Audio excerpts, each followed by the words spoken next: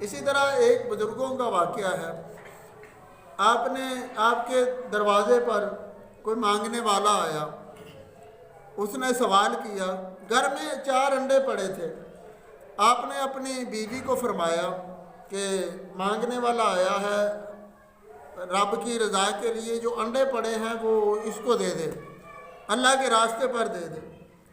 وہ بیوی نے 4 انڈے اٹھائے تو مانگنے والے کو دے دیے۔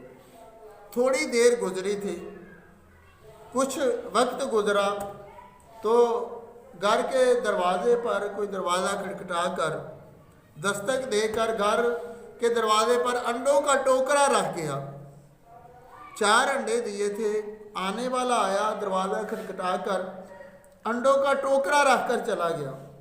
تو بزرگوں نے اپنی بیوی سے پوچھا کہ ذرا گن تو صحیح کتنے ہیں۔ بیوی نے انڈے گنے تو کہتی ہے کہ 30 انڈے ہیں۔ ٹھیک، کہتے ہیں کہ یہ حساب سمجھ میں نہیں آیا، رب نے تو 1 انڈے کے بدلے 10 انڈے دینے تھے، 4 انڈے دیے، 40 انڈے ہونے چاہیے تھے، یہ 30 کیسے ہوئے؟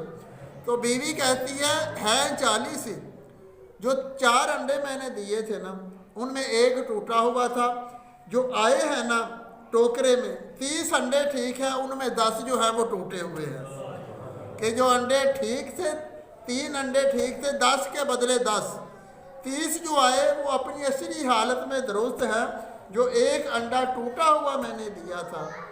تو کہتی ہے کہ اس کے بدلے 10 ٹوٹے ہوئے انڈے آئے ہیں۔